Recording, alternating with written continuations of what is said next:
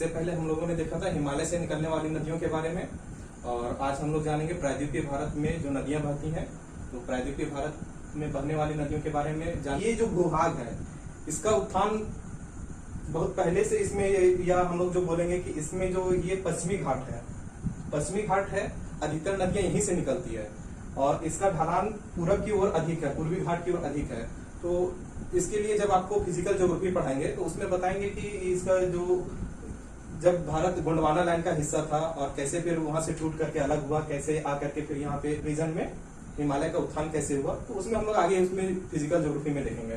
फिलहाल हम लोग देखते हैं कि यहाँ पे अधिकतर नदियां जो है वो बंगाल की खाड़ी में गिर रही हैं और वो निकल रही हैं आपका ये पश्चिमी घाट जो हो गया, पश्चिमी घाट से निकल रही है। तो ऐसा इसलिए हो रहा है क्योंकि ये इस साइड का जितने भी रीजन है पश्चिमी घाट का, ये एक मतलब कि भ्रंश के द्वारा यहाँ पे उत्थान हुआ है ये सारा का। कुछ ही ऐसी नदियां हैं गिनी चुनी, जैसे कि आपका नर्मदा और ताप्ती, जो आपका ये अरब सागर में आकर के मिलती है, अरब सागर में। तो ये दोनों इसीलिए स्टोरी भी बनाती है, वो हम आगे बताएंगे आपको डिटेल में जब सब पढ़ाएंगे। तो इसमें हम देखेंगे जो प्रायद्वीपीय भारत की नदियां हैं, ये अनुवर्ती नदी इन्हें बोला जाता है या अनुगामी नदी। इससे पहले हमने बताया था आपको कि हिमालय से जो नदी जहां वहां बह रही थी, जिसमें आपका सिंधु नदी थी, ब्रह्मपुत्र नदी थी, ये सारी नदियां क्या थी, पूर्ववर्ती नदियां थी। और अभी जो हम लोग देखेंगे ये सारा अनुवर्ती या अनुगामी होती है। अनुवर्ती और अनुगामी हम किसे बोलेंगे कि जो ढाल को फॉलो करती है, मतलब कि अगर इधर का ऊंचावाच ऊंचा है, यानी कि यहाँ से हम लोग समझेंगे, जैसे कि ये अरब सागर हो गया इधर आपका, अगर ये अरब सागर हो गया तो थोड़ा सा यहाँ पे हल्का सा प्लेन है, उसके बाद ये इसका उत्थान हुआ है, उत्थान के बाद धीरे धीरे इधर आप देखिएगा पूरा की ओर ढलान होते जा रहा है, और ढलान आने के बाद ये आपका यहाँ पे आपका हो गया बंगाल की खाड़ी। तो इधर से जितना अधिकांश नदियां जो इधर से निकल रही है, तो ये नदियां निकल करके ये अपना मुहाना इधर बना रही है, और यहाँ पे ढलान स्लोप कम होने की वजह से ये डेल्टा भी बनाती है। आपको पूछा जाएगा कि किस साइड में डेल्टा का निर्माण होता है, तो बंगाल की खाड़ी में जितने भी गिरने वाली नदियां हैं ये सारा आपका डेल्टा का निर्माण करती हैं। जैसे यहाँ पे गोदावरी का हो जाएगा, कृष्णा का हो जाएगा, कावेरी का, और उधर से तो सबसे बड़ा डेल्टा जो हम लोग देखे थे गंगा नदी का, वो गंगा ब्रह्मपुत्र का जो बनता है सुंदरवन डेल्टा। तो अब हम लोग इसका भी विभाजन करेंगे, क्योंकि इसमें भी दो तरह का हम लोग देखने को मिल रहा है। तो पहला जो हम लोग विभाजन करते हैं कि बंगाल की खाड़ी में गिरने वाली, तो बंगाल की खाड़ी में गिरने वाली नदियां जो है अभी हम लोगों ने बताया कि ये ढाल को फॉलो करती है, ये सारी अनुवर्ती नदियां हैं, और कुछ हैं जो अरब सागर में गिरती हैं। तो अरब सागर में गिरने वाले भी हम देखेंगे, जिसमें कि आपका नर्मदा ताप्ती हो गया, केरल में पेरियार हो गया, गोवा में आपका मांडवी या जुआरी नदी है, और खंबात की खाड़ी की जो यहाँ पे खंबात की खाड़ी, इसमें कुछ नदियां आकर के मिलती है, जैसे साबरमती हो गया, वहां पे आपका लूनी हो गया, सरस्वती हो गई, ये सारी नदियां हैं। इसको आगे हम पढ़ेंगे एक करके सबको। तो बेसिकली हम लोग दो भाग में इसको डिवाइडेड किए, और इसको डिवीजन के बाद से थोड़ा सा ये समझना होगा कि यहाँ की नदियां जो है वो अधिकतर अपना रास्ता मतलब कि बहुत संकरे में बहती है, और जहां इसको जगह मिलता है तभी ये फैलती है। और ये इसकी मतलब कि ये पैटर्न जो बनाती है, पैटर्न का मतलब हुआ कि जैसे कि वहां से तो सीधे हिमालय से बह के निकल रही थी, वहां पे तो हिम पिघल रहा था, बर्फ पिघल रहा था, तो वो सदा नीरा नदियां वो थी, उसमें सालों भर पानी रहता था। लेकिन यहाँ पे चेंज हो जाएगा, जैसे ही दक्षिण भारत में हम लोग आते हैं, तो दक्षिण भारत में क्या हुआ कि छोटे छोटे स्रोतों से निकलती है। जैसे कि आपके अगल बगल में भी होगा कि अगर एक एग्जाम्पल लेना चाहे आपका, जैसे कोनार नदी हो गया, हजारीबाग, तो कोनार नदी भी देखेंगे तो एक शहर है हजारीबाग के कुछ स्रोतों से मतलब कि आकर के मिला, उसके बाद शहर का जितना भी कचरा पानी उसमें गया। अब कचरा पानी वहां जाने के बाद वो फिर आगे धीरे धीरे बढ़ते हुए और छोटी छोटी नदियां मिलते गई, जैसे कि कोनार में जाकर के आपका सिवाने नदी मिल गई, उसके बाद उसमें बराकर नदी फिर जैसे आगे जाकर के दामोदर में मिल जाती है, ये भी आगे जाकर के दामोदर में मिलती है। तो दामोदर वैली में कई सारी नदियां आकर के मिलती है। तो इसमें हम लोग देखेंगे छोटी छोटी नदियां बहुत सारी आकर के मिलती है, जिसको हम लोग डेंड्रेटिक पैटर्न बोलते हैं, या तो वृक्ष नुमा जिसको बोलते हैं, या जालीदार पैटर्न बनाती हैं। तो यहाँ की अधिकांश नदियां जो है वो जालीदार पैटर्न में बनाती हैं। तो इसी तरह से अगर हम शुरू करते हैं, पहला जो आपका है बंगाल की खाड़ी में गिरने वाली नदियों के बारे में, तो जैसे हम लोग दामोदर पढ़े थे, तो दामोदर हुगली नदी में जो मिल रही थी, तो वो तो गंगा के पैटर्न में चला जाएगा। लेकिन अब हम जो शुरुआत करने जा रहे हैं, तो शुरुआत करते हैं हम झारखंड से, जो सबसे उत्तरी में उत्तरी छोटा नागपुर का हम लोग का जो क्षेत्र है। तो प्रायद्वीपीय पठार का शुरुआत भी लगभग गंगा नदी के बाद से छोटा नागपुर पठार से ही माना जाता है। तो यहाँ पे हम लोग देखेंगे कि एक नदी है स्वर्ण रेखा नदी, जो यहाँ पे आपका है, ये है स्वर्ण रेखा नदी। तो ये नदी जो है स्वर्ण रेखा नदी, ये आपका निकलती है नगड़ी नाम की एक जगह है, वो रांची जिला में आपका पड़ता है। तो वहां भी स्टार्टिंग में कोई भी नदी का जो उद्गम स्थल है वो अचानक से बहुत चौड़ा नहीं होता है। शुरुआत में तो वो मतलब कि एक लगेगा कि ओरिजिन जो उसका है, जैसे चूल्हा पानी हो गया उसका जो जगह अपना, तो वहां पे कभी जाइएगा तो एक मेड़ जैसे ऐसे बना दिया है, वहां लगेगा कि हल्का हल्का झरना निकल रहा है। लेकिन जैसे जैसे वो रास्ता में आगे बढ़ते जाएगी उसमें कई ट्रिब्यूटरीज उसकी है, कई जो सहायक नदियां हैं या नाले हैं वो सब आकर के उसमें मिलते जाते हैं, जिससे कि वो आकृति उसका बढ़ा जाता है। इतना ही नहीं, उसमें मतलब कि शहर की जितना भी पानी है, अगर आप घर में कुछ यूज कर रहे हैं, अगर आप शहर में रह रहे हैं और आपका जो ड्रेनेज है, जो उसका बहाव है, वो नाला में गया, नाला से होकर के फिर इसी नदी में चला गया, और ये नदी फिर वहां से उस समय तो अस्तित्व इसका पता नहीं चलता है, लेकिन जैसे ही ये आगे बढ़ती है उसके बाद ये अपना रूप बढ़ाते जाती है। तो हम लोग स्वर्णरेखा नदी के बारे में जानेंगे कि ये आपका नगड़ी से निकल रहा है, रांची जिला से, और इसी के ऊपर जो एक फेमस आपका वाटरफॉल है, जलप्रपात, वो हुंडरू जलप्रपात जो है इसी नदी पे बना हुआ है। इसके बाद इसको हम लोग देखेंगे कि इसका जो सहायक नदी है वो कांची नदी और राढ़ू नदी है। ये दोनों पर भी जलप्रपात है। आप लोग जानते होंगे कि कांची नदी पर आपका दसम फॉल जो बोलते हैं, और राढ़ू नदी पे आपका जोना फॉल जो है वो इस पे है। तो ये दोनों इसकी सहायक नदियां होगी। अब ये निकलती तो है रांची से, लेकिन ये आपका रांची और रामगढ़ के बॉर्डर होते हुए उसके बाद का जो बॉर्डर है, जब आप इसको झारखंड पढ़ाएंगे तो झारखंड में ये जो यहाँ का बॉर्डर है, तो यहाँ से ये रामगढ़ और रांची के बीच से निकल के ये बॉर्डर में होते हुए जमशेदपुर आती है, यानी कि पूर्वी सिंहभूम आती है, और पूर्वी सिंहभूम आने के बाद पूर्वी से ये उड़ीसा निकल जाती है। उड़ीसा के बाद ये फिर आपका सीधे जाकर के बंगाल की खाड़ी में गिरती है। तो ये नदी एक ऐसा नदी माना जाता है कि ये किसी दूसरे में नहीं मिलती है, ये सीधा मतलब कि निकलती है और अपने आप जाकर के सीधा बंगाल की खाड़ी में मिल जाती है। तो और इसका कुल लंबाई आपका हो जाएगा स्वर्णरेखा का 470 किलोमीटर। इसका अगर डिस्टेंस देखा जाए तो ये है आपका 470 किलोमीटर है। किसी किसी बुक में कुछ डिफरेंस भी हो सकता है, वो आप अपने अनुसार से देख लीजिएगा। कि बेसिकली जो हम लोग का झारखंड का बुक है उसमें दिया हुआ है आपका 470 किलोमीटर स्वर्णरेखा नदी का। स्वर्णरेखा नदी के बाद जो दूसरा सबसे इंपॉर्टेंट है उसके नीचे नदी है, उसके बीच में एक ब्राह्मणी या वैतरणी भी बोला जाता है, तो वो उड़ीसा में वो भी बहती है, वो उतने इंपॉर्टेंट नहीं है, इसलिए आगे हम लोग देखेंगे महानदी के बारे में। तो महानदी के बारे में हम लोग जानते हैं कि ये एक क्षेत्र है अमरकंटक का, लेकिन ये अमरकंटक से नहीं निकलती है। जब हम आगे आपको पढ़ाएंगे तो यहाँ से एक नर्मदा नदी निकलती है, एक सोन नदी निकलती है, लेकिन इसी के नजदीक जो छत्तीसगढ़ में एक जिला है, आपका पता होगा, जो छत्तीसगढ़ की राजधानी है रायपुर, तो रायपुर में एक जगह है उसका नाम है सिहावा। क्या नाम है? सिहावा। तो जो आपका महानदी है वो सिहावा से निकलती है, और सिहावा से निकलने के बाद इसमें भी कुछ सहायक नदियां आकर के मिलती है, जिसके बारे में हम देखते हैं अभी। जैसे कि इसमें इसकी सहायक नदियों का अगर बात करें तो महानदी के निकलने के बाद इसके उत्तर से जो मिलती है, इससे पहले भी वीडियो में हम बता चुके हैं आपकी कि दाईं ओर से मिलने वाली सहायक नदियां, बाईं ओर से मिलने वाली सहायक नदियां, ये भी कभी कभी सवाल आपका बनता है एग्जाम में। तो अगर इसको हम याद करना चाहें कि ये जो महानदी है आपका, ठीक है, तो महानदी में उत्तर से आकर के मिलने वाली नदियां कौन कौन सी है, तो एक आप याद रख सकते हैं, एक होता है शिवनाथ नदी है, तो शिवनाथ नदी है, उसके बाद है हंसदेव, जो हंसदेव नदी है, उसके बाद है मंड है और डूब है। तो इसमें आप याद रख सकते हैं कि जो शिव भगवान है, शिव भगवान हंसे और मंड के, और कोई व्यक्ति था जो मंड में डूब गया। मंड मतलब क्या हो गया? कीचड़ हो गया। तो शिव हंसदेव और मंड डूब, मंड मतलब कीचड़ में डूब गया, शिव हंसे मंड में डूब गए। ये आपका हो गया उत्तर से आकर के मिलने वाली सहायक नदियां। अब हम देखते हैं कि यहाँ पे तो वो तो मंड मतलब कि कीचड़ में डूब गया, और कीचड़ में क्या रहता है? तो वहां रहता है जोंक। तो नीचे से जो आकर के मिलेगा दक्षिण से, वो हो गया आपका जोंक नदी। और जोंक जब किसी को पकड़ ले, जोंक काट ले, तो इतना आसानी से छोड़ता नहीं है, पूरा खून चूस जाएगा आपका। इसलिए जब जोंक काटता है तो बोलते हैं उस पर नमक या तेल रगड़ा जाता है। तो नमक और तेल रगड़े, उससे याद रखिएगा तेल। तो जोंक और तेल जो है ये नीचे से इसमें आकर के मिलती है महानदी में। तो इसमें आप इस तरह से याद रख सकते हैं कि शिव हंसे और मंड में डूब गए, उसके बाद जोंक उसको काटा, उसको फिर तेल से छुड़ाया। तो इस तरह से आपका ये महानदी का पूरा एक पैटर्न बन जाएगा महानदी का। और महानदी का जो इस तरह से यहाँ से निकल करके इसके बाद ये डेल्टा बना करके कहाँ पे गिरती है? तो उड़ीसा में एक जगह है कटक। तो कटक के पास से गुजरते हुए ये पूछेगा कि कौन सा शहर है जो उड़ीसा नदी के किनारे बसा हुआ है, तो वो आपका कटक हो जाएगा। तो कटक के बाद ये यहाँ पे बंगाल की खाड़ी में आपका मिल जाती है, और बंगाल की खाड़ी में गिरती है। और इस तरह से इसका कुल लंबाई आपका कितना हो जाता है? तो 815 किलोमीटर है। इसका कुल लंबाई आपका 815 किलोमीटर है। तो ये हम लोगों ने देखा कि इसके बारे में, महानदी के बारे में। और अगर बोला जाए कि सबसे लंबा बांध भी, तो सबसे लंबा बांध भी हीराकुंड पे बनाया गया है। देखिए 3 तरह का बांध आपको कंफ्यूज नहीं करना है, एक सबसे लंबा बांध, एक सबसे बड़ा बांध, एक सबसे ऊंचा बांध। अगर सबसे ऊंचा बांध पूछे तो वो टिहरी का हो जाएगा, और सबसे लंबा अगर पूछे तो वो हीराकुंड हो जाएगा, और सबसे बड़ा पूछे तो वो भाखड़ा नांगल हो जाएगा। ये थोड़ा सा कंफ्यूजन है, आप लोग अपना थोड़ा ध्यान रखिएगा। तो इस तरह से हम लोग अभी देखें महानदी के बारे में। अब आगे हम लोग जानेंगे गोदावरी नदी के बारे में।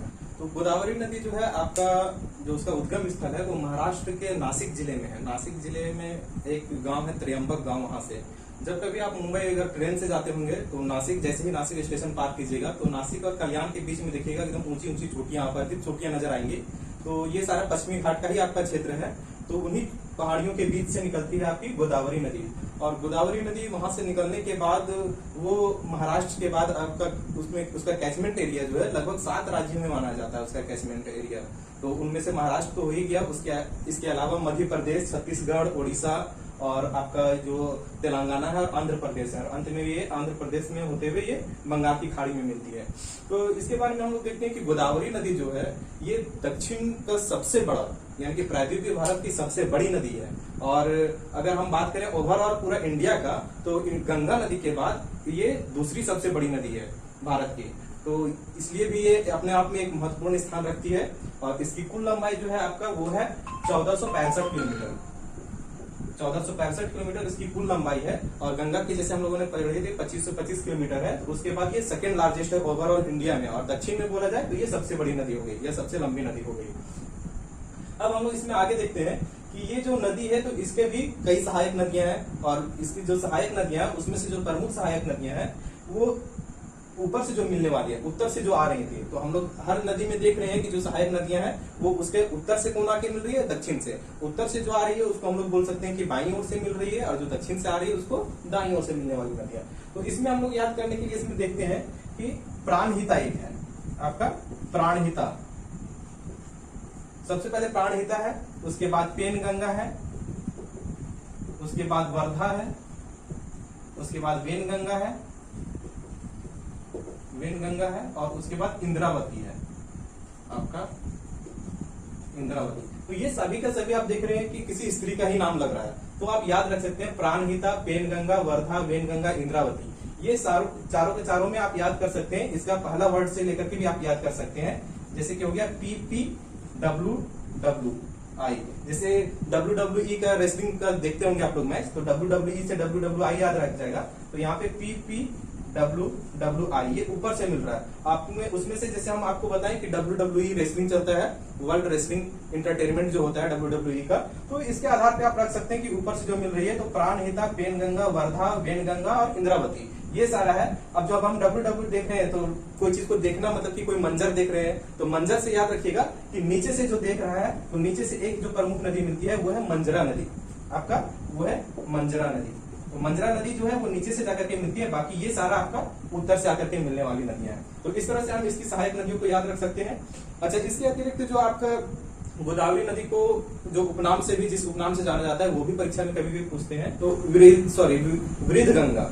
वृद्ध गंगा मतलब बूढ़ी गंगा नहीं समझिएगा, वृद्ध गंगा रहेगा क्वेश्चन में, तभी आंसर उसका देना है। तो वृद्ध गंगा तो हो गया। और एक जो दूसरा है जिसमें सबसे ज्यादा लोग कंफ्यूज करते हैं वो है दक्षिण गंगा। अगर सिर्फ दक्षिण गंगा रहे, यानी कि आपको बताते हैं अभी, इसमें 2 तरह से कंफ्यूजन होता है। पहला हम लोग देखेंगे कि एक दक्षिण गंगा हो गया। अगर दक्षिण गंगा रहे तो ये आपका हो जाएगा गोदावरी, गोदावरी नदी को बोला जा रहा है दक्षिण गंगा। और दूसरा क्वेश्चन पूछता है दक्षिण की गंगा। जहां पे पूछ दिया की लग गया तो की मतलब समझ लीजिएगा कि की बोला तो वो हो जाएगा आपका कावेरी। ये आप एक अपने से याद रख सकते हैं कि दक्षिण गंगा पूछा तो दक्षिण गंगा में आंसर आपका हो जाएगा गोदावरी नदी। लेकिन जैसे ही आपको पूछ देगा कि दक्षिण की गंगा किस नदी को बोला जाता है तो वो कावेरी होगा। इसमें आप लोग कंफ्यूज मत कीजिएगा, बहुत लोग कंफ्यूज करके गलत भी उत्तर दे देते हैं। तो ये आप लोग ध्यान से देख लीजिए इसको कि दक्षिण गंगा रहे तो गोदावरी, और दक्षिण की गंगा किसे बोला गया तो कावेरी नदी। कि इसका उपनाम भी हम लोग देख लिए, सारा सब कुछ हो गया। नेक्स्ट अभी हम लोग जो देखेंगे वो है कृष्णा नदी के बारे में। तो कृष्णा नदी जो आपका है वो गोदावरी नदी के बाद कृष्णा नदी आता है। तो कृष्णा नदी जो है इसका उद्गम आपका होता है, ये भी महाराष्ट्र में निकलती है, महाराष्ट्र के महाबलेश्वर से। महाबलेश्वर वहाँ पहाड़ियां भी हैं जो पश्चिमी घाट में आपका है। ये वहां से निकल करके उसके बाद इसमें भी कई छोटी छोटी नदियां आकर के मिलती हैं, जो अधिकांशतः इसके दक्षिण से आकर के मिलती हैं, यानी कि दाईं ओर से। तो जिसमें से जो प्रमुख नदियां हैं उसमें सबसे पहले आपका एक हो गया कोयना, कोयना हो गया, कोयना के बाद वरना हो गया, फिर पंचगंगा, दूधगंगा, उसके बाद जो प्रमुख नदियां मालप्रभा, घाटप्रभा, मालप्रभा घाटप्रभा के बाद है तुंगभद्रा। तुंगभद्रा भी अपने आप में एक बहुत इंपॉर्टेंट नदी है, क्योंकि इसका भी ये दो नदियों से मिलकर के बना है, एक तुंगा एक भद्रा। दो नदियों का आगे जाकर के जब मिलती है तो ये तुंगभद्रा कहलाती है, तुंगभद्रा नदी कहलाती है। तो ये सारे जो इसके ट्रिब्यूटरीज है, इसके जो सहायक नदियां हैं, ये सारी इसके दक्षिण से आकर के मिलने वाली सहायक नदियां हैं। अब हम बात करते हैं इसके उत्तर से आने वाली। तो उत्तर में जो सबसे प्रमुख नदी है इसका वो है भीमा नदी, और ये भी आपका महाराष्ट्र से ही निकलती है, और वहां से निकल करके ये फिर आपका कृष्णा नदी में आकर के मिलती है। तो हम लोग देखते हैं भीमा नदी को, और भीमा नदी के बाद जो दूसरा सबसे प्रमुख सहायक नदी है जो उत्तर से आकर के मिलती है वो है आपकी मूसी नदी। मूसी नदी का आपका जो इसलिए याद रखना है आपको मूसी नदी, क्योंकि एक जो या बोले या प्रसिद्ध जो शहर है जो हैदराबाद है, तो हैदराबाद आपका है वो मूसी नदी के किनारे ही बसा हुआ है। आपको क्वेश्चन पूछ देगा कि हैदराबाद किस नदी के किनारे है, तो हैदराबाद आपका मूसी नदी के किनारे है। मूसी नदी किसकी सहायक है, तो ये आपका कृष्णा की सहायक है। तो इस तरह से इतने सहायक नदियों के मिलने के बाद यहाँ महाबलेश्वर से निकल के और फिर ये आंध्र प्रदेश होते हुए ये बंगाल की खाड़ी में गिरती है। तो इस बीच में इसका कुल लंबाई जो है वो लगभग 1400 किलोमीटर है। कितना? 1400 किलोमीटर ये अपना डिस्टेंस तय करके उसके बाद बंगाल की खाड़ी में गिरती है, जहाँ पे आपका इसके ऊपर में क्या है, गोदावरी का डेल्टा है, उसके नीचे ये आपका कृष्णा नदी का डेल्टा बनाती है। और अभी नदी जोड़ो परियोजना जो आंध्र प्रदेश सरकार द्वारा 2015 में लाई गई है, तो उसके लिए इस गोदावरी नदी और कृष्णा नदी ये दोनों के जल को आपस में जोड़ा जा रहा है, जिससे कि कुछ नदियां जैसे कि ये तो प्राकृतिक नदियां अधिकतर जो है गर्मियों में सूख जाती हैं, जब बरसात होगी तो बहुत तेज पानी आ जाएगा, पूरा का पूरा बाढ़ ले आएगा। लेकिन जैसे ही धीरे धीरे पानी बंद हो जाएगा, बरसात खत्म हुआ, ठंडा के बाद गर्मी आए, सब सूखने के लिए तैयार हो जाता है। मतलब कि ये नदियां इसलिए ऐसा होती है कि इसमें अब्जॉर्प्शन कम है, नीचे पूरा पठारी क्षेत्र है, चट्टान है, तो ये अब्जॉर्ब जल को नहीं कर पाती है, और ना ही कहीं से वैसा है कि सालों भर झरने निकलते हैं, तो इसीलिए ये नदियां सूख जाती हैं। तो नदी जोड़ो कार्यक्रम एक आंध्र प्रदेश सरकार द्वारा लगाया गया था, जिसको इसमें बोला गया था पोलावरम करके। पोलावरम नहर जो था वो गोदावरी से निकाल करके और आपका कृष्णा नदी में मिलाया गया था। सहायक नदियां एक बार फिर से देख लीजिए कि कोयना, वरना, पंचगंगा, दूधगंगा। जैसे नाग पंचमी होता है ना, तो नाग पंचमी तो उससे पंचगंगा, और नाग पंचमी में क्या कहते हैं, दूध पिलाते हैं, तो उससे ये याद रखिएगा। और प्रभा याद आएगा, तो प्रभा किसकी, सब समझ लेना कि इसकी सहायक है, कृष्णा की सहायक प्रभा है। तो मालप्रभा, घाटप्रभा और तुंगभद्रा, मतलब इस तरह से याद रखिएगा कि नीचे से यह सारी मिलती है, और अगर ऊपर से आए तो भीमा मौसी आप याद रख सकते हैं। एक साथ अगर इसको जोड़ दीजिए तो सुनने में और याद रखने में थोड़ा सा आसानी होगा। भीमा मौसी, तो भीमा मौसी से आप याद रखिए कि भीमा और मौसी जो है इसके उत्तर से आकर के मिलती है। तो आगे अब हम लोग देखते हैं, इसके बाद जो आपका है कृष्णा नदी के बाद आपका पेनार नदी है। तो पेनार बहुत खास नहीं है, छोटा सा है, फिर भी हम लोग देख लेंगे। पेनार है, फिर पलार है, उसके बाद जो मुख्य नदी आएगा वो है कावेरी नदी। हम लोग देखते हैं पेनार नदी के बारे में। तो जो पेनार नदी है आपका, वो आपका कर्नाटक के नंदीदुर्ग पहाड़ी है, जो पहाड़ी श्रेणी है नंदीदुर्ग, वहां से निकलती है आपकी पेनार नदी। और वहां से निकल करके ये 597 किलोमीटर की लंबाई के बाद ये बंगाल की खाड़ी में आकर के मिल जाती है। और इसकी दो ही सहायक नदियां हैं, पेनार नदी की दो सहायक नदी हैं, एक है पापफनी और चित्रावती। तो दो है, तो इसको आप आसानी से याद भी रख सकते हैं, या तो अगर आप कोडिंग करना चाहे तो चित्रावती कोई ऐसा देवी याद रखिए, कोई चित्रावती देवी है जो पाप हरती है, तो उस तरह से आपको आसानी से याद भी रहेगा कि चित्रावती पाप हरती है। तो इस तरह से पेनार जो है वो कृष्णा के बाद अगर सीक्वेंस में आइएगा तो गोदावरी कृष्णा के बाद पेनार है, उसके बाद पलार आएगा, फिर कावेरी आता है। तो पलार उतना इम्पोर्टेंट नहीं है। आगे अब हम लोग देखते हैं कावेरी नदी को। तो कावेरी नदी है, ये दक्षिण भारत की बहुत ही इम्पोर्टेंट नदी है। इसको धार्मिक रूप से भी इसका महत्व है, और आर्थिक रूप से इसलिए कि ये वहाँ के एरिया में जो ये कृषि के लिए उपजाऊ मिट्टी वहाँ पे बहुत ज्यादा, वो अपना डेल्टा बनाए हुए है। इसमें हम लोग देखते हैं कि ये निकलती है आपके कर्नाटक का जो कुर्ग जिला है, तो कर्नाटक के कुर्ग जिले से निकलती है ब्रह्मगिरी पहाड़ी से, और ब्रह्मगिरी पहाड़ी से निकलने के बाद ये आपका शिव समुद्रम एक जलप्रपात है, बहुत फेमस जलप्रपात है, बहुत सारा मूवीज में भी, साउथ की मूवीज में भी उसको दिखाया गया है। तो वो शिव समुद्रम जो जलप्रपात है इसी नदी पे, कावेरी नदी पे ही है शिव समुद्रम जलप्रपात। शिव समुद्रम जलप्रपात है। और उसके बाद ये जो टोटल डिस्टेंस तय करती है आपका कावेरी नदी, ये आपका 800 किलोमीटर है, 800 किलोमीटर है। और इसके बाद ये डेल्टा का निर्माण करते हुए कहा, बंगाल की खाड़ी में मिलती है, बंगाल की खाड़ी में मिलती है। और इसके जो सहायक नदियां हैं, कावेरी की जो सहायक नदियां हैं, तो उसमें से जो उत्तर से मिलने वाली है, 3 प्रमुख याद रखिएगा जो उत्तर से मिल रही है, उसमें हेमावती, सिमसा और अर्कावती। तो सिमसा सिर्फ आप याद रखिए, बाकी वती जहां भी आए तो समझ लीजिए वो कावेरी का ही है। जैसे हेमावती, अर्कावती और नीचे है अमरावती, भवानी और अमरावती, या तो हेमा, सिमसा, अर्का ऐसे भी याद रख सकते हैं। और नीचे भवानी और अमर और भवानी, अमर भवानी। अमर भवानी से आप याद रख सकते हैं, ये दक्षिण से जो मिलती है उसमें दक्षिण से मिलने वाली में आप अमर भवानी।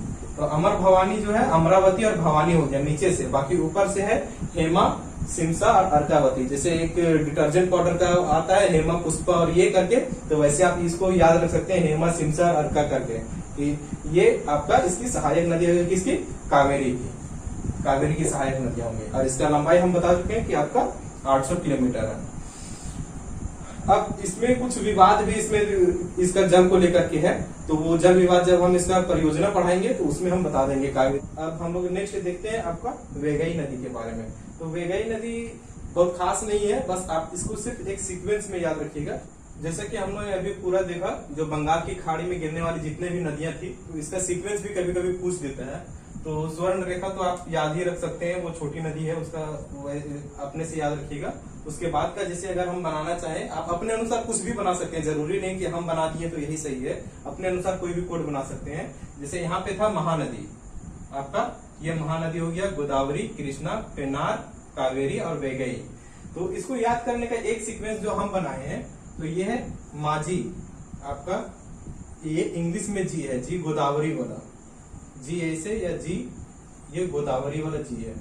तो ये माझी जो कृष्णा है, कृष्ण से कृष्णा, और का पेन यहाँ पे का साइलेंट रहेगा, अभी नहीं लिखे इसको, पेन कौवा ले गए, तो पेन कौवा ले गया। अब यहाँ पे देखेंगे कि माझी कृष्ण पेन कौवा ले गया, तो इससे कैसे बनेगा, आइए देखते हैं। सबसे पहले आपका जो आ जाएगा, यहां से मां से महानदी, जी से गोदावरी, कृष्ण से कृष्णा, पेन से पेनार, कौवा से कावेरी, और ले गई को आप याद रखिएगा, जो ले गई है ये ले गई नहीं हो गया, ये वे गई होगा, जो वेगई नदी है जो सबसे नीचे है। तो इस तरह से हम लोग याद रख सकते हैं, आप अपने अनुसार कुछ भी बना सकते हैं कि माझी जो कृष्ण का पेन था वो कौवा ले गया, तो का यहाँ पे साइलेंट है आपका, कृष्ण का पेन या कृष्ण वाला पेन जो है वो कौवा ले गया, तो ये आपका साइलेंट है यहाँ पे। इससे इतना है, माझी जो कृष्ण का जो पेन था, कृष्णा के पास जो पेन था वो कौन ले गया, कौवा ले गया। तो माँ से महानदी, जी से गोदावरी, कृष्णा, पेनार, कावेरी और ले गई को हम लोग वैगई पढ़ेंगे। तो इस तरह से एक कोड जो बन गया, ये आपका कैसे हो गया, उत्तर से दक्षिण की ओर एक सीक्वेंस हो गया। अब ऐसे याद हो गया तो इसको आप नीचे से भी ले सकते हैं, एक बार पूरा याद हो गया तो आप सीक्वेंस बिठा करके कि दक्षिण से उत्तर और उत्तर से दक्षिण, जो भी क्वेश्चन में पूछे, हो सकता है 4 ऑप्शन दे दे कि गोदावरी, कृष्णा और कावेरी में कौन उत्तर से दक्षिण जो है सीक्वेंस सीधी करके दे दे, दूसरा में दे दे कृष्णा, महानदी, गोदावरी, तीसरा में दे दे वैगई, कृष्णा, गोदावरी। तो इसमें पूछ देगा उत्तर से दक्षिण का क्रम में कौन सही है कौन गलत है। तो इस तरह से हम लोग इधर देखें आगे बंगाल की खाड़ी में गिरने वाली नदियों के बारे में, और आगे अब हम लोग देखेंगे आपका अरब सागर में गिरने वाली नदियों के बारे में, जो बेसिकली आपका एस्चुरीज का निर्माण करती हैं। तो आगे हम लोग देखते हैं नर्मदा नदी के बारे में। तो नर्मदा नदी जो है वो आपका कहाँ से निकलती है, तो ये आपका अमरकंटक। तो अमरकंटक कहाँ पे है, तो मैकाल पर्वत जो है, जो आपका हो गया यहाँ पे छत्तीसगढ़, मध्य प्रदेश और महाराष्ट्र, ये तीनों का बॉर्डर लगभग वहां पे मिलता है, मैकाल पर्वत श्रेणी जहाँ पे है। तो वहाँ अमरकंटक जो जगह है वहां से ये निकलती है। वहां से मुख्य तरह 2 नदियां निकलती है, एक सोन नदी जो उत्तर की ओर बहते हुए जो आपका गंगा में जाकर के मिलती है, वो हम गंगा वाला ट्रिब्यूटरीज में उसको बताए थे, और दूसरा जो मुख्य नदी वहां से निकलती है वो है आपका नर्मदा नदी, ये जो अमरकंटक का रीजन आप बताए थे। तो अमरकंटक से ये नर्मदा नदी वहां से निकलती है। वहां से निकलते हुए ये जब आगे आती है अमरकंटक से निकलते हुए, तो एक जगह है जबलपुर, नाम सुने होंगे आप लोग, मध्य प्रदेश में है। तो तो ये जबलपुर में जब पहुंचती है तो जबलपुर में एक बहुत बड़ा झरना का वहां पे यानी जलप्रपात बनाती है, जिसका नाम आपका क्या चाहिए जबलपुर में, वो कपिल धारा या धुआंधार, ये धुआंधार जलप्रपात का निर्माण करती है कहाँ पे, जबलपुर में। तो इससे दो चीज आपको याद रखना है कि एक अगर पूछ देगा कि जबलपुर किस नदी के किनारे है, तो वो आपका हो जाएगा नर्मदा नदी के किनारे, और जो धुआंधार जलप्रपात है वो किस नदी पर है, या कपिलधारा जलप्रपात है, तो ये आपका हो जाएगा नर्मदा नदी के ऊपर। इसके बाद हम लोग आगे बढ़ते हैं इसमें और देखते हैं कि ये जो बहती है ये रिफ्ट वैली में बहती है। रिफ्ट वैली कहने का मतलब है भ्रंश घाटी में। जब आप लोग ज्योग्राफी पढ़िएगा तो उसमें आप लोग को आगे बताएंगे कि वलन होता है, भ्रंशन होता है, तो वलित में से जो ऊपर उठ जाता है, भ्रंशन मतलब जो नीचे धंस जाता है, तो जो नीचे धंसा हुआ है वैसे भाग में पड़ते हैं। तो जब ये नीचे धंसा तो इसमें ऊपर भी कुछ उठा होगा इसके अगल बगल में, तो इसके ऊपर में जो है विंध्यन श्रेणी है, विंध्यन श्रेणी इसके ऊपर में है, और इसके दक्षिण में जो है वो है सतपुड़ा श्रेणी मतलब यहाँ पे पर्वत है, ये वलित पर्वत जिसको बोलते हैं, उठा हुआ पर्वत है।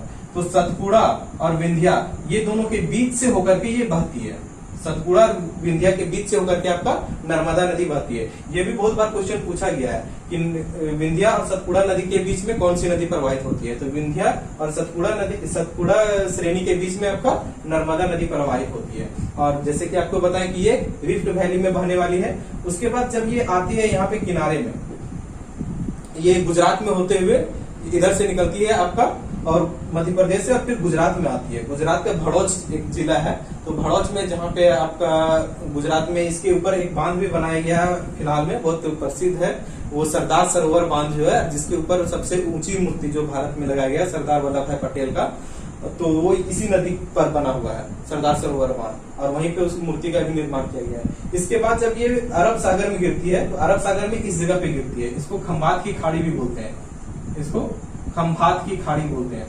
तो यहाँ पे गिरती है, लेकिन क्या है कि जब यहाँ पे ये गिरती है, हम लोग पढ़ रहे थे कि ये पीछे साइड जितना भी है ये सारा डेल्टा बना रही थी, लेकिन इसमें कि ये जब यहाँ से बह करके आती है तो ये अचानक से नीचे इसका बहाव हो जाता है, जिसकी वजह से ये अपना जो गाद है वो यहाँ जमा नहीं कर पाती, जिससे ये डेल्टा नहीं बनाती है। तो एस्टुरीज का मतलब वही हुआ कि सीधा मतलब कि आया और एक मतलब स्लोप से वो नीचे अपना सारा गाद नीचे कर देती है, जिसकी वजह से यहाँ पे डेल्टा का निर्माण नहीं हो पाता है। डेल्टा मतलब कि एक दूर तक समतल प्लेन मैदान, जिसमें कि आपका उपजाऊ मिट्टी ही सिर्फ जमा हुआ रहता है उसमें, और यहाँ पे होता है कि सीधा ये नदी गई और ये नदी जाकर के समुद्र में मिल गई और अपना सारा नीचे पूरा नीचे कर दी, मतलब इसका जमाव वहां पे आपको देखने का नहीं मिलेगा, जो जिसे हम एस्चुरी बोलते हैं। तो इस तरह से यहाँ पे एस्चुरी का निर्माण करती है नर्मदा नदी। तो नर्मदा नदी का कुल लंबाई अगर हम लोग देखें तो इसका कुल लंबाई आपका कितना हो जाएगा, तो 13-12, इससे आप याद रख सकते हैं 1312 किलोमीटर जो है इसका कुल लंबाई है। कहाँ से, अमरकंटक से लेकर के जो भनौच में ये गिरती है खंभात की खाड़ी में, वहां तक के इसका कुल लंबाई 13-12, इससे याद रख सकते हैं। और आगे हम लोग देखते हैं ताप्ती नदी के बारे में। तो ताप्ती नदी जो है वो नर्मदा से ठीक नीचे है आपकी ताप्ती नदी, और इसके बीच में कौन सा है, तो ये सतपुड़ा श्रेणी है, सतपुड़ा की पहाड़ियां हैं। तो अभी हम लोग देखते हैं कि जैसे कि ये आपका नर्मदा था, इसके बाद ये सतपुड़ा की श्रेणी मतलब पहाड़ का हो गया, ठीक है, ये सतपुड़ा हो गया, और सतपुड़ा के बाद जो है नीचे में ये आपका फिर आ जाएगा ताप्ती, जो आपका ताप्ती नदी है। तो कभी कभी ये भी पूछता है कि नर्मदा और ताप्ती के बीच कौन सी पर्वत श्रेणी है, तो कभी दे देगा विंध्या या सतपुड़ा, कभी सतपुड़ा या विंध्या। तो ये आप अपने से इसको याद रखिएगा कि ताप्ती और नर्मदा के बीच में जो आपका है वो सतपुड़ा का श्रेणी है। अब हम लोग देखते हैं ताप्ती नदी के बारे में। तो ताप्ती नदी जो आपका है वो मध्य प्रदेश से निकलती है। मध्य प्रदेश में कहा, बैतूल जिला की जगह में एक जगह का नाम है मुल्ताई।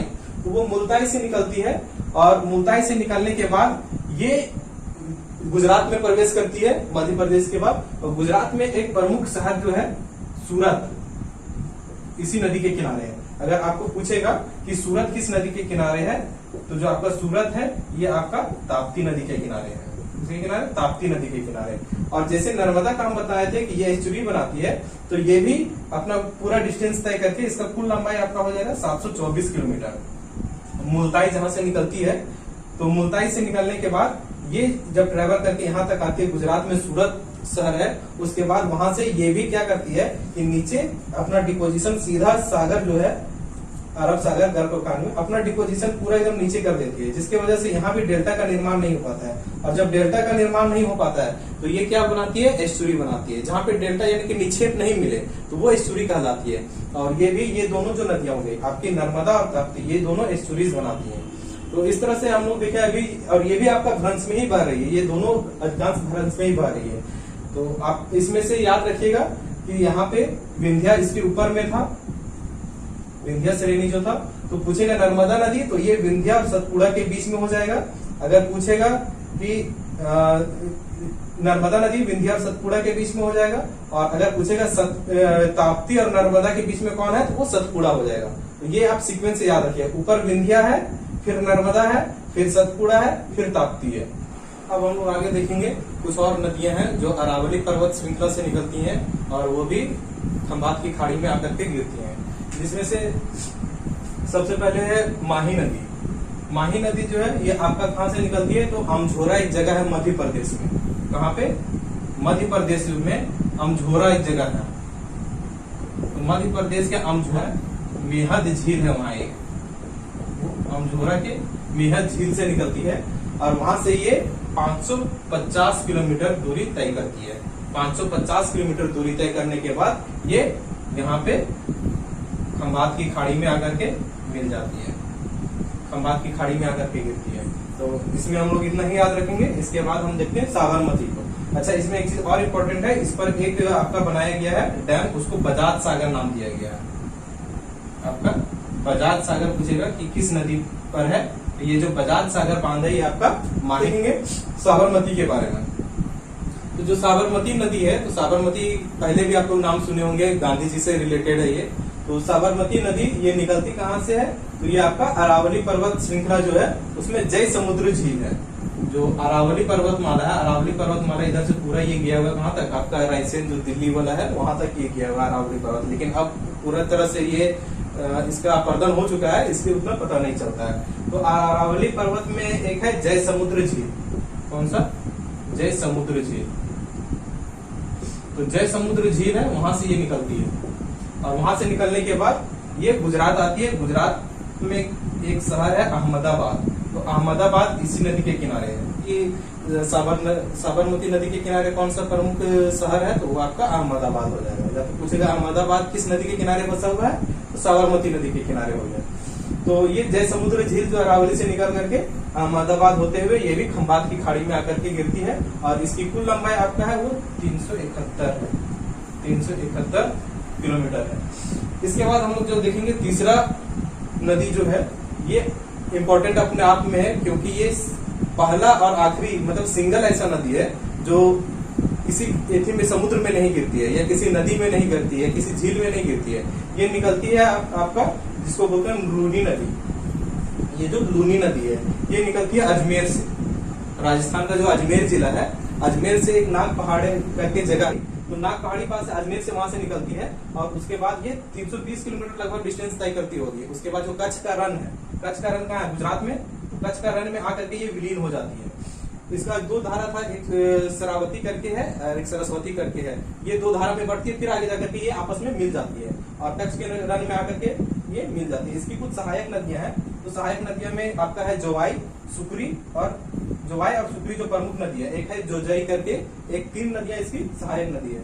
और ये अंतर्वाही नदी अगर पूछेगा, जो पहले हम बता रहे थे आपको कि ये निकलती भी है मतलब कि भारत में, और भारत के अंदर मतलब स्थल भाग में ये विलीन हो जाती है, ये समुद्र में नहीं जाती, इसलिए इसे अंतर्वाही भी बोला गया। तो इस प्रकार से ये इम्पोर्टेंट जो नदियां थी आपका प्रायद्वीपीय भारत की, वो हम लोगों ने खत्म कर ली है। उम्मीद है कि आप सबको पसंद आई होगी। अगर आपको मेरा वीडियो पसंद आ रहा है तो आपसे रिक्वेस्ट है कि आप इसको सपोर्ट करें, इसको लाइक करें, शेयर करें। और जितने भी आपके दोस्त यार हैं जो तैयारी कर रहे हैं उसको जरूर से जरूर ये भेजें, ताकि वो भी इससे कुछ सीख सके। एक छोटा सा प्रयास मैं कर रहा हूँ आप लोगों के लिए। अगर हो सके तो आप लोग अगर सपोर्ट करना चाहें कि इस तरह से हम आपके लिए और मेहनत करके और अच्छे से वीडियो बनाते रहें, तो आप लोग इसको जरूर से लाइक, शेयर और कमेंट इसमें करें। कि कमेंट में आप बता सकते हैं कि किस तरह से और इम्प्रूवमेंट करें, या क्या क्या और जोड़े इसमें, या क्या और कमी है। आप जरूर आप स्वच्छंद होकर के ये अपना कमेंट दे सकते हैं। धन्यवाद। जय हिंद।